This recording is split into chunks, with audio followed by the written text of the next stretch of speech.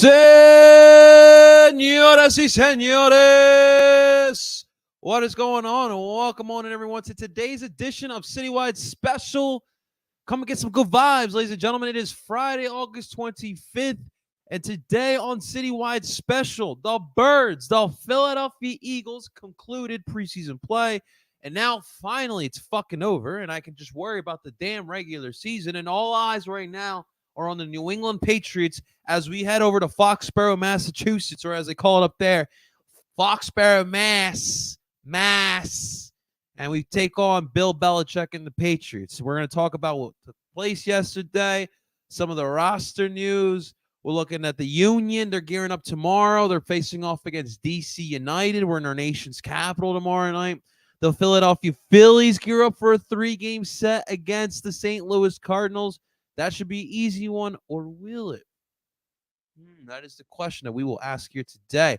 And, of course, we're going to answer your guys' questions. I want to formally welcome everyone into today's Citywide Special.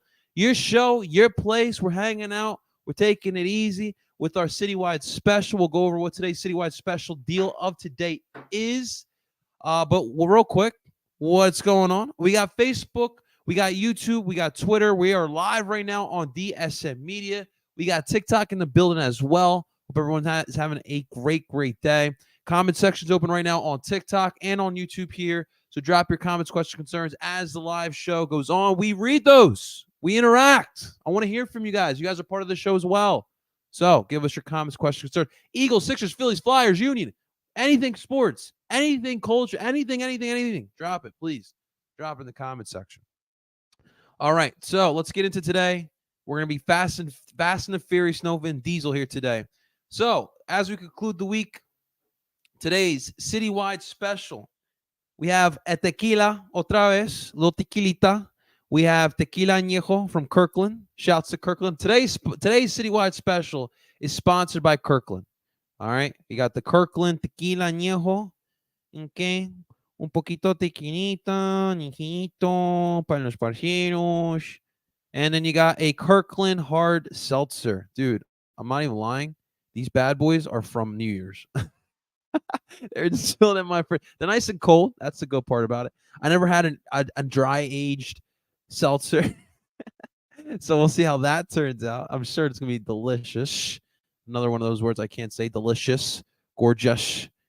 Yeah, I can't say the word. What do you want from me? But that is today's Citywide Special. So, of course, we got my favorite shot glass. Shout out to all my fellas and my women who love big boob Puerto Rican women. There you go. Got my big boob Puerto Rican shot glass. Salute. Salute, Philly. Salute, world. Salute, TikTok. Salute, YouTube. That's good. And then, of course, it's Friday. So, fuck it. We're going to crack this one open here. We'll crack this one open here as my seltzer just squirted on my light. Hey, now. Take it easy now. Take it easy, kids. Salute. Salute to everyone. Yeah, it's still good. It's still really good.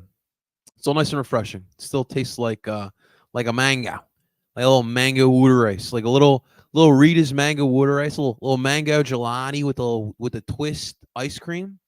Don't tell my fiance this, but I do owe her a trip to our local ice cream place. So I'm in a little bit of trouble. So I got to get that dealt with this weekend, and we will definitely take care of that. But all right, now that we got the Citywide Special out of the way, let's get into today's business, today's acción con los parceros. Of course, as always, guys, as we start off every single Citywide Special, today's poll of the day, and of course, you guys are more than welcome to participate in today's poll of the day. You just got to follow my Twitter account at Parcero Philly. Today's Twitter poll question of the day: what do you need to happen this weekend in Philadelphia? Option 1, do you need the Eagles to trade for Jonathan Taylor? Option number 2, do you need some consistency finally from the Phillies bats? Haven't really been consistent from those guys. A series here against St. Louis Cardinals, consistency from the bats is possible, but do you need that to happen? Option 3, the Union destroying DC United. We'll talk about that match in a little bit. Option 4, do you need something to work out in the James Harden, Daryl Morey saga? And right now, leading the way with the votes with 63.2% of the votes. We only had 19 votes. But people want the Union to destroy DC United, and that is the consensus here. Right now, tied for second is the Eagles trading for JT and consistency from our bats. And in last place right now is Harden and Maury working something out with their stupid drama and their stupid saga. But that is the poll of the day. Of course, again, you guys can head on over to my Twitter account at Barcelo Philly. You guys are more than welcome to participate. Let us know what you think needs to happen here in Philadelphia, Pennsylvania. Awesome stuff. You guys got anything fun going on this weekend? I want to hear from you too. I love hearing weekend plans. I love the weekend. I know you guys do too. So if you guys got any fun weekend plans, definitely TikTok, do me a favor as well. If do me solid, it takes 2 seconds. It is completely free. Just tap that screen away. You see that screen? You see the screen that you see me waving like an idiot? You see me? Well, tap that screen. Just like that. I want you to do exactly how I did, like you're glitching.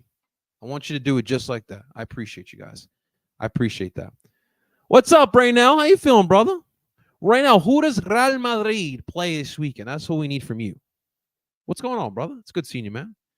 All right, let's get to it. He read my mind. Let's get to it. Let's get to the birds. And I know I'm doing this motion here. And I know typically this motion brings us a lot of joy.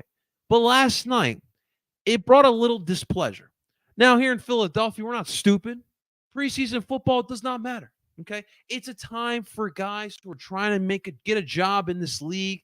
They're out there giving it their all, and they're trying to make a roster spot. It doesn't even matter if it's with the Philadelphia Eagles. It doesn't even matter if it's with the practice squad. This is the time for guys to earn their stripes, guys to earn a job.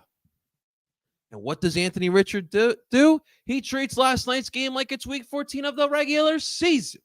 Now, I don't know if I can be too mad at my starting quarterback treating last night's game like it's week 14 of the regular season.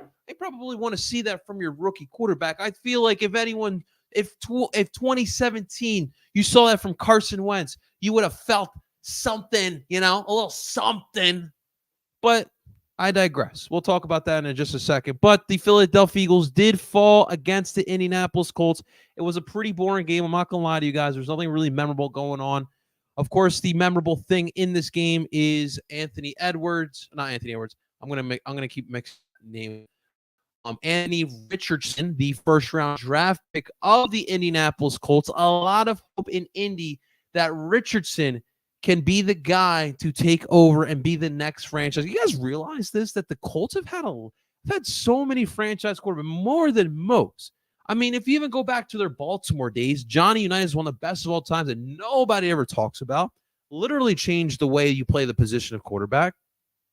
You go all the way, move fast forward to their time in Indy, the time they moved to Indianapolis, drafting Peyton Manning #1 overall over Ryan Leaf in 1998. And then he retires. And then they get into the sweepstakes for Andrew Luck. They get Andrew Luck. And listen, you can have your opinions about Andrew Luck. He was a good quarterback. All right. He was a really good quarterback. Many teams at that time would have loved to have Andrew Luck. Whatever happened. He has his injury situation. Never really was the same.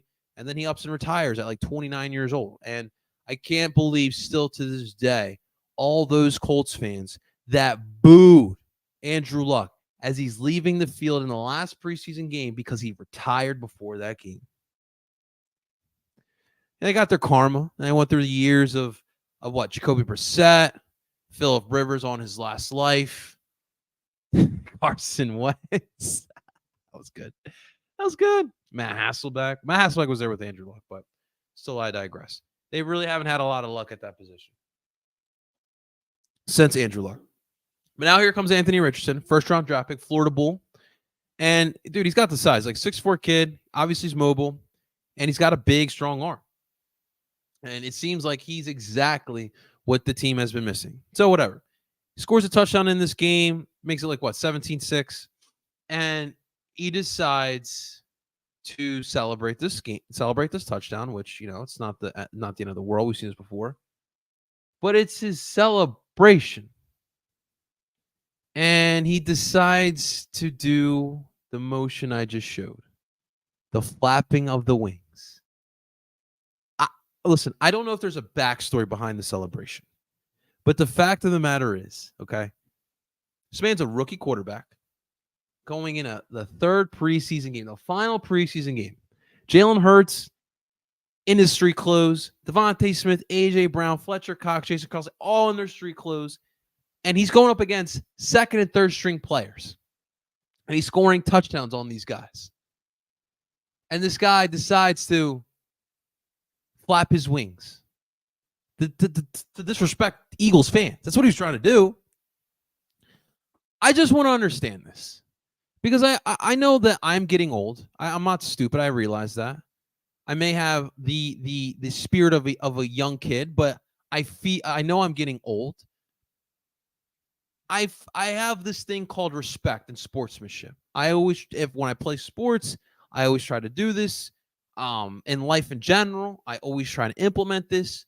So for me to just disrespect a play, you're coming into someone else's house and disrespecting. I'm not going to do that. And what Anthony Richards did was disrespectful. But the thing is that we as Eagles fans should not feel as disrespected towards what he did. He should feel like an idiot for what he did. Because, again, and I'm going to reiterate this, it's the fucking preseason. It's the third game of preseason. Nobody cares. 5 years from now, nobody's going to think about what happened on Thursday, August 24th, Eagles versus Colts preseason game. I don't remember preseason 2018. All right, I don't remember. So for him to act like he just did something, he didn't.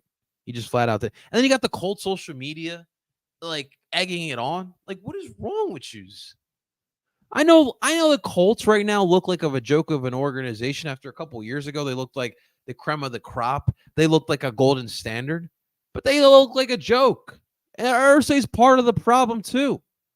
And this is just preseason, and maybe we are reading a little bit too far into it, but dude, the Colts are a joke of an organization. Jonathan Taylor is asking out because the owner doesn't even respect him as a player, let alone at his position. We all know nobody respects running backs anymore. Everybody knows that.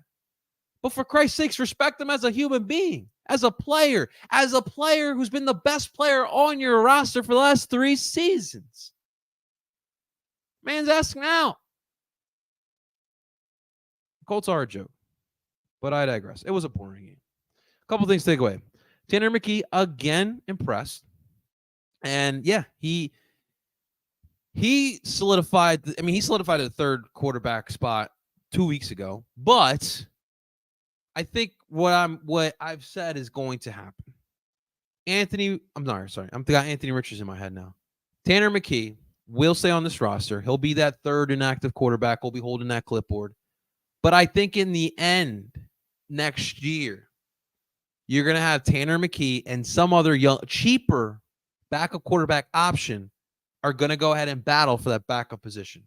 And I think personally, that is the best case scenario because I'm like, how much money have we spent on backup quarterbacks since like 2017? Just look at it like that. Since 2016. Just look at it like that.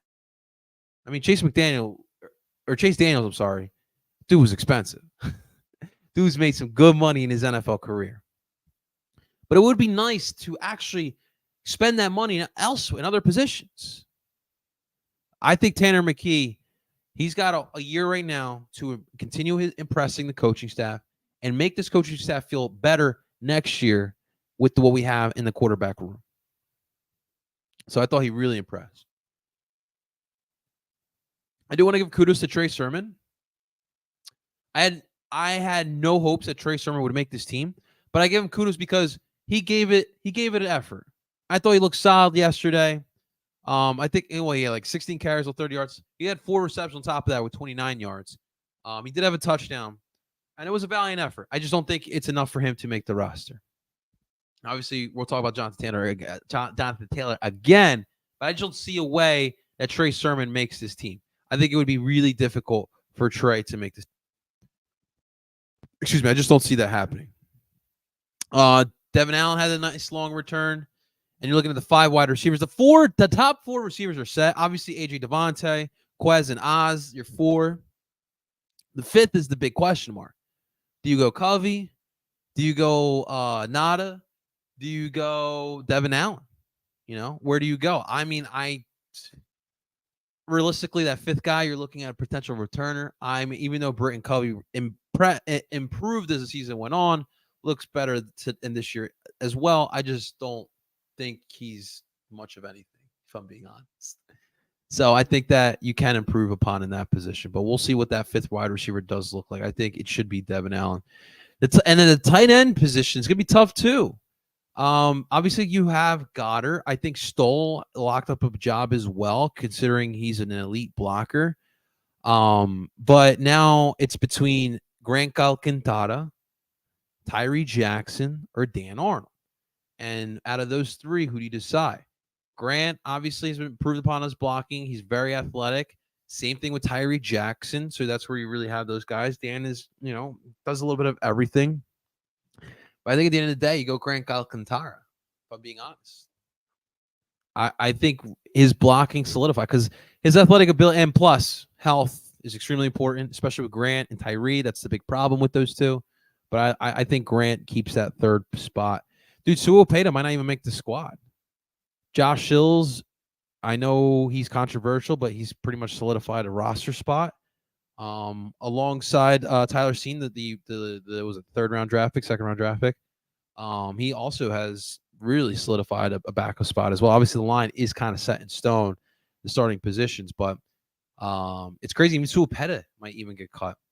On the defensive side, the defensive end position, it's really going to come down between Taron Jackson and Patrick Johnson. Patrick Johnson deal with some injuries. Taron Jackson we just have a much better. When he got drafted, was it 2021? That room was not as deep as it is now. And Taron Jackson just having a tough time of just competing. But I think that he will get that final roster spot. The linebacker position, we talked about it. Zach Cunningham has solidified his role into Kobe Dean. I think that personally that Christian Ellis and Nicholas Morrow is what the position is going to come down to, that final linebacker spot. And although Nicholas Morrow gave it his all, he was coming here hoping he would compete for a spot. I just don't see it, man. I just don't see it. I think Christian Ellis will make it over Nick Morrow. Eli Ricks pressed yesterday, but will he beat out Josiah Scott? I think so. Give me Ricks there. And so we're gonna have to see what the rosters battles will conclude to. But it's been impressive. This is what's interesting about preseason training camp, and this is the part that I do enjoy. I don't enjoy like dissecting preseason football when it doesn't matter. But yeah, camp battles for sure. I'm all in, and I was thoroughly impressed. As we move forward, we were talking about the running back position. If it wasn't for the Jonathan Taylor conversation, maybe Trey Sermon would have a shot of at least making the practice squad. Well, personally, I just don't see it happening. I think at the end of the day, Trey will get cut. But the Jonathan Taylor stuff is very intriguing. And as I've been thinking about this constantly over the past couple of days. When I look at the situation, obviously the fact that the position has been devalued has a factor into my change of mind. Now, we are negotiating with the Colts, and to be honest with you, they're assholes. They're going to be tough to negotiate with. And that's pretty much what I mean by that. But if the rumors are true, like realistically, with the way Howie's been racking up draft picks, giving up a 2nd-round pick to Jonathan Taylor doesn't seem outlandish. And although this is a deeper running back room, there are question marks. When I look at Rashad Penny, who's been okay, nothing impressive, but okay throughout training camp and preseason, and DeAndre Swift, those guys I think will be good regardless of what happens this year. But I can't really expect them to be available for 16 games. And at that point, do I trust Kenny? Do I trust Boston on a regular basis? Now, they've done it before, yes. But the possibility of Jonathan Taylor is so much more intriguing. So at the end of the day, nothing has changed. If the price is right, I obviously would be in on Jonathan Taylor. But the fact that the Colts are more willing to listen to talks and the Dolphins are in on conversation, I think the Chiefs are in on conversation as well, if I saw that correctly. But it does seem realistic. Now, the more important part is if you can agree upon a deal with Jonathan Taylor, then you could probably make this happen. It's like AJ Brown last year. Eagles were able to make a trade because we were able to give up the best package as well as satisfy AJ Brown's contract needs. And so that's why AJ Brown is here. Can we do the same thing for Jonathan Taylor? And that's what we will see. But again, the question being, do you guys think we should go out and get Jonathan Taylor? And that's the question we have to ask. Is it needed to go out and get Jonathan Taylor, considering what we have right now? And considering, honestly, like even if you put like Trey Sermon behind this offensive line, I think Trey Sermon has a career year because it's just that good. And when you mix that with the passing game and Jalen Hurts being a threat on both the ground and through the air, I mean, any running back can succeed in this offense. I don't even think he has to be an all-pro running back like Jonathan Taylor.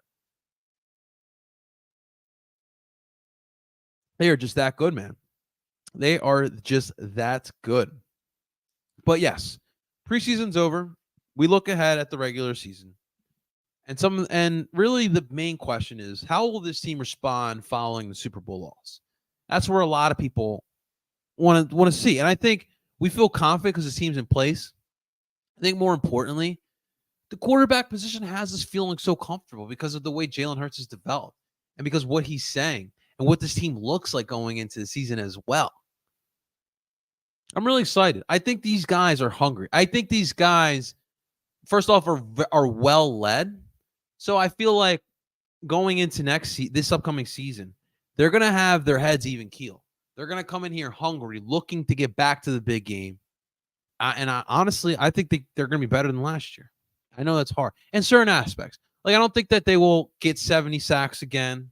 I think this offense can do more than what that offense did last year, which, guys, that's crazy to think about. But that's how I feel. That's how I feel.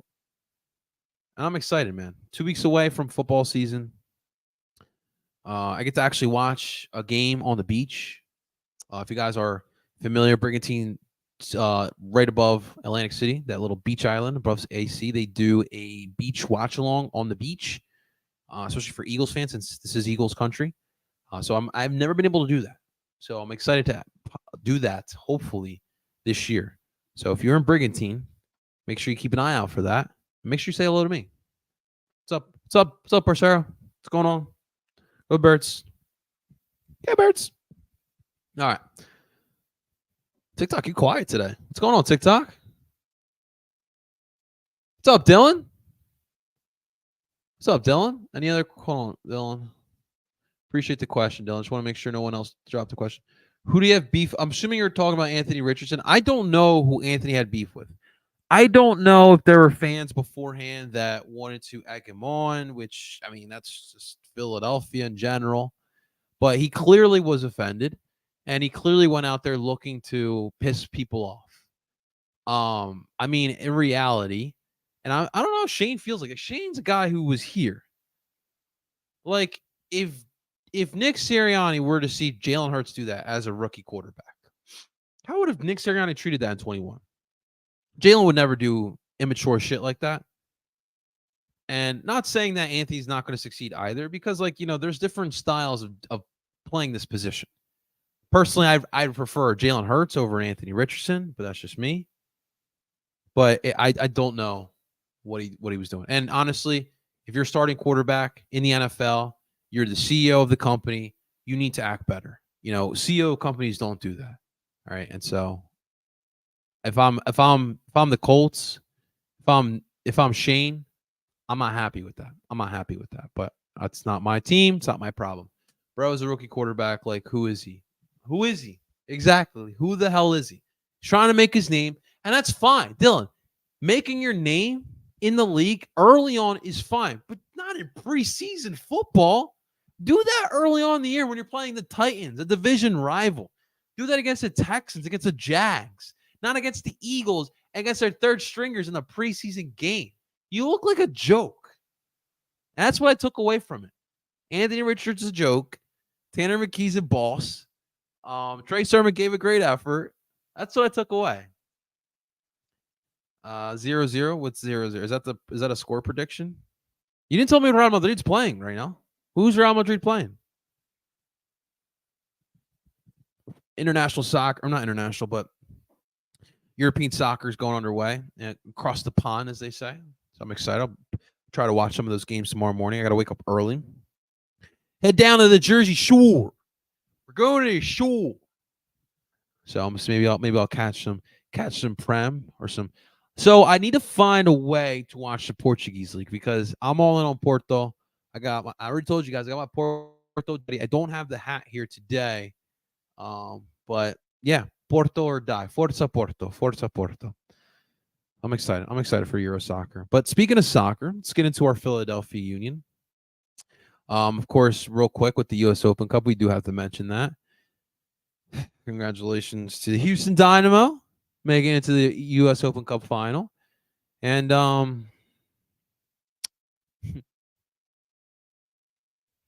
congratulations to Inter Miami for making their first U.S. Open Cup final. It was a hard fought battle, hard fought journey to the U.S. Open Cup. Let me tell you, man.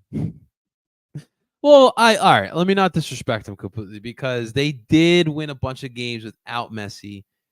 They only won the semifinals with Messi, and that was a hard fought one against Cincinnati, but they move on. So it's gonna be funny because Miami's gonna win the U.S. Open Cup final, right? Like I just have a feeling they're gonna win the U.S. Open Cup final. Excuse me, and then they're gonna come back. And they're gonna miss the playoffs, dude. I just saw again today, dude. The 8th place team in the MLS, and I'll pull it up here because I already have it on my screen here. I just got to share it.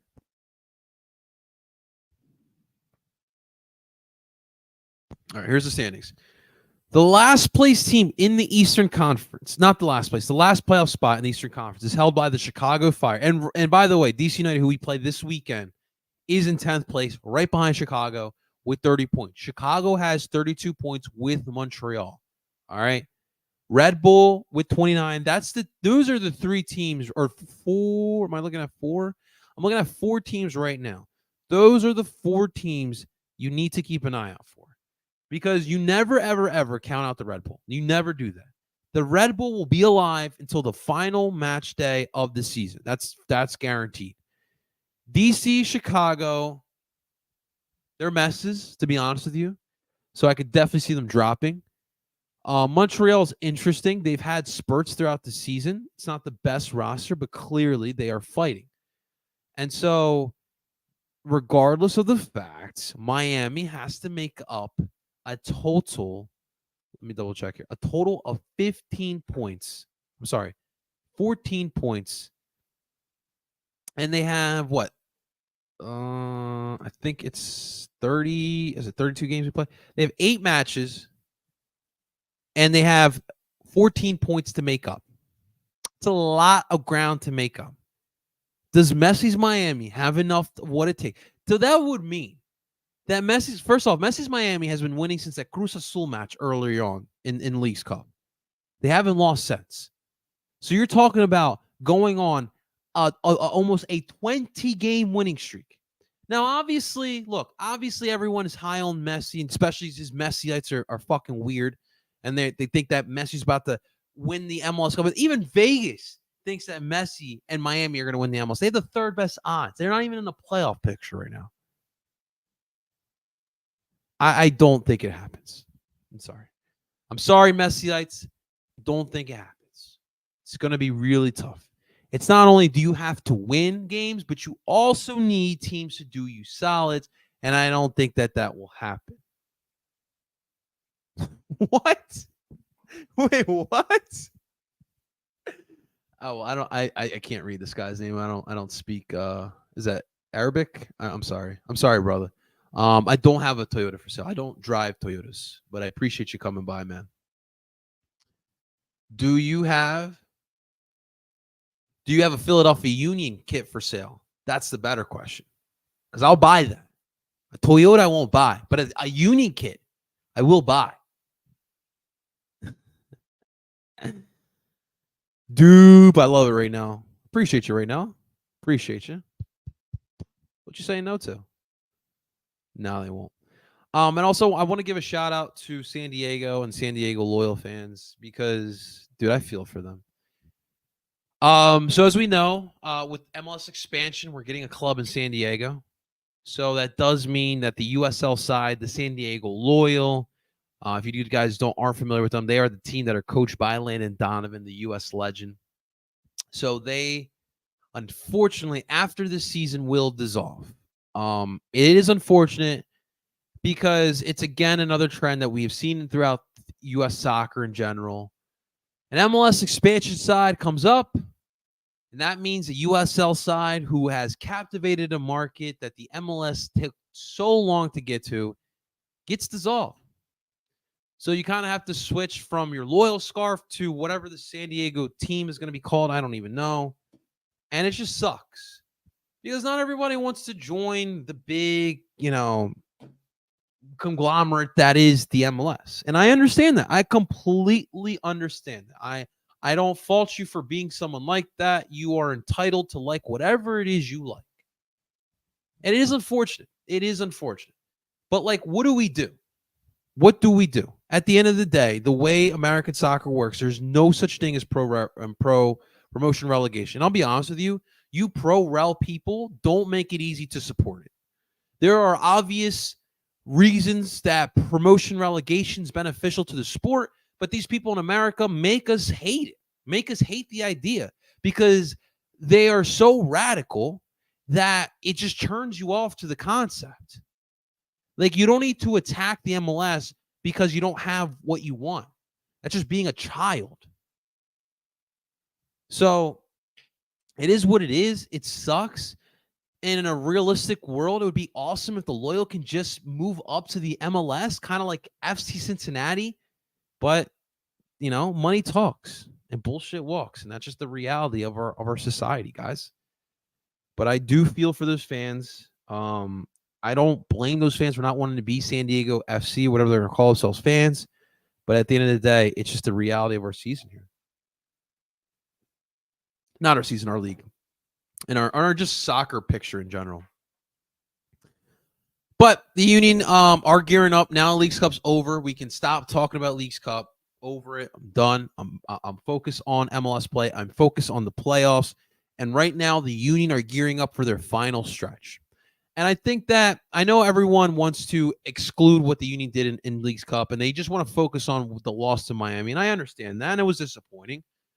But at the end of the day, I think that there was more positives for Leagues Cup as far as the Union perspective than there were negatives. And I think that the confidence that they built throughout Leagues Cup overall can be taken into this final stretch of the regular season. And there's some question marks for sure. But Saturday night, tomorrow night, we'll be heading down to D.C. We'll be taking on D.C. United for the third time this season? Was it? No, it was third. We didn't play them in U.S. Open Cup this year. It's just 3 times. This will be the third time. First time in D.C., though. But look, it's important right now for the Union, as we talked about, to prepare and gear up for the playoffs. Everything that you do now is to get ready for the playoffs. And it's going to be a busy stretch. As we gear up for the playoffs, you're going to have a lot of midseason match with a weekend match. You're going to have an international break sprinkled in there. So you're going to be you're going to be missing people. You're going to be shorthanded, I'm trying to say. Bruno Martinez, Daniel Gazak, those type of guys who get constantly called up. They may get called up. So it's important for the Union to get as many points. And, oh, by the way, Eastern Conference #1 seed, Supporters Shield, is still in play. If you win tomorrow, you're only 8 points behind FC Cincinnati for first, with plenty of time. So there's a lot left to still be playing for here for the Philadelphia Union. And it's important for them to get back into gear. Now, when I look at this DC United side, obviously they've played us very tough this year compared to last year. Was it a 1-1 draw and a 0-0 draw? Or I think it was 2 0-0 draws. I'll have to double check. But obviously, the Leagues Cup match went into extras. But they've played us a lot tougher. And they played a conservative game, and it's paid off in their favor because they really were looking to get clean sheets in both of those matches, or at least keep the Unions from scoring, compared to last year where they were just trying to play us head on, and it bit them in the ass, and we killed them 13-0 in 2 matches. And it was different. Both the matches, the first match, it just felt like the Union just couldn't get a clear, good shot on goal. And that was a problem for 90 minutes. The second match, the Leagues Cup match, the Union, or I'm sorry, DC United, I should say, did a good defensive job. They compacted their team, and really, they forced the Union to attack. And the Union struggled. Pinging balls over the top isn't always going to work. And DC did a good job. DC's back line is a little underrated. They're not the most talented, but they're physical, they're big. And this year they've gotten the job done against us, to be honest with you. Obviously, DC United this year, it's their play on the pitch has really been sidetracked because of the Taxifuntas stuff. And thank God that asshole's out of our league. There's no room for racism in our league. And the fact is that Taxifuntas is a repeat offender. And when you do it towards your own fucking teammate, you deserve to get canned. What's wrong with you? But regardless, the season for DC has really been overshadowed by Taxifuntas and his antics. But now DC doesn't have to worry about it. They sent them off to Turkey. He can go be a racist in Turkey all he wants. He can call whatever he wants to call to people. We don't care anymore. He's gone. And in those type of situations, it's not even about DC. It's about us as a league. And the same thing when it comes to Dante Van Zier and the Red Bull, which he's done a good job keeping his mouth shut from now on. But don't come to our league. You can do that in Qatar. You could do that in Saudi Arabia. Don't come here and do that bullshit. We don't have time for that. All right. We actually respect one another here in this league and keep that and keep it like that. All right. And that goes for any future player that wants to come here, thinking that because there's fucking racist assholes in this country that they can do the same thing here. No. Not in our sport, not in our league, not in our country. Te vas para el papaya, malparido. So it's just unfortunate that really DC's been overshadowed. The problem is that Taxi was so important for the DC attack. Christian Benteke, I know you, man, you Prem heads, you Euro snobs know Christian Benteke very well. He's good. He can put the ball in net. Problem is, he's got no service. Nobody's feeding him the ball. Taxi was doing that. And like I mentioned, he's not here. So he really can't do that anymore. So it's about trying to feed the big guy. Because if you feed him, he can put the ball away, even against the likes of a Philadelphia Union. The DC United did bring in, I thought it was 2 players. Let me just double check. Yeah, so they brought in 2 players. First off, they did bring in Gabriel Perini, who is a Brazilian midfielder, an attacking midfielder. He's 21 years old. He's on loan from Santos over in the Brasileirão, and I haven't seen much of him, but he looked pretty creative in the midfield in the last match. And then they also did bring in Jose Fajardo, who is supposed to be the replacement for Taxifuntas. They still have Christian Najome, my Colombiano, my parcero. So those are guys in the midfield who are going to try to create and feed the rock. But in reality, what they do need is their wing backs to get more involved in the attack. And they've been running this 3-back set, hoping to advance those guys. But those guys haven't really been involved in play. And so we'll see if they do try to bring that along in this match, which I hope they do. Because if you try to do that against Kai Wagner and against Nathan Harrios / Olivier Bizo, I double dog dare you. That'd be awesome. Steve Birnbaum is back, though. That's good to see. If you guys remember, he got put on IR last year against us. In the Leagues Cup match, we did see Jackson Hopkins, who really impressed me. But now that they have gotten some reinforcements, I'm curious to see if they will put out Jackson Hopkins more out there going forward.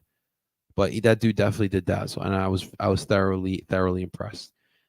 I want to test Tyler Miller as much as you possibly can. That's something that you haven't been doing, man. Tyler Miller is overrated. Tyler Miller is a definition of mediocre, and I want to test Tyler Miller at all costs on Saturday night. But should be a lot of fun. Real question here for the Union is: do you go 3 in the back or do you go 4 in the back? We've seen both. The 3 in the back is interesting because like you are able to put out your best starting 11 when you have a 3-back set. But it just seems like they grind out results when they do that. If you have your best players, your best 11, you would think that you'd be able to get more goals, but they are just able to just grind things out. And it's ironic because I feel like they're not that good of a defensive side as if when they are in that diamond midfield. But when you would think you have that extra center back, you would be better, but that's not always the case. But the problem with the diamond is I haven't really felt like they've attacked really well in that position, in that formation. So they do have to figure that out. And it's not even just figuring out, it's figuring out how to be effective in both formations, because both formations can be effective. It's just all about consistency, in my opinion. So we'll see. We'll see what Jim decides to run with. I do think in this one, they will go with the 3 backs. If I'm being honest with you guys, I just see Jim roll with that one, rolling with the best 11 out there in DC, because they do need to start off this next portion of the season, this final portion of the season, with a bang, and that kind of lends to going towards the 3 in the back. Taibarivo, I want to see him come out again. He impressed coming off the bench against Monterrey, and I would expect his role to be coming off the bench. Oluwehu as well, our 22 initiative that we signed from South Africa. Those guys have been integrated with the squad, but we just need to see some minutes from them, especially from Taibarivo.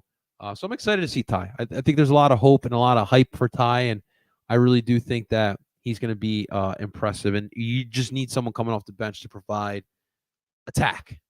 That's really what it is. Last but not least, a lot of eyes on Mikel Urre. I don't think he gets the praise he deserves. I think he does a lot for this team that people don't really talk about. Especially in the Monterrey match, I felt like he did a lot more, but he makes life easier for everyone. But at some point, you got to make life easier for yourself. And I think that's going to be the challenge here for Urre. Making life easier for yourself. I feel like he has a talent to score like 20 goals a season.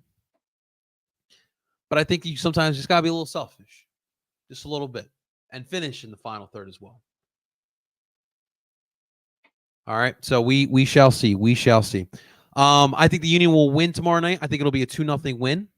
Also, this weekend, you got a series against the St. Louis Cardinals. The Phillies were obviously off yesterday. Guys, you need to take care of business against the Cardinals. Never go into a series looking for a sweep, but you should absolutely take care of business against the Cardinals. They are putrid this year, guys. The St. Louis Cardinals are absolutely putrid this year.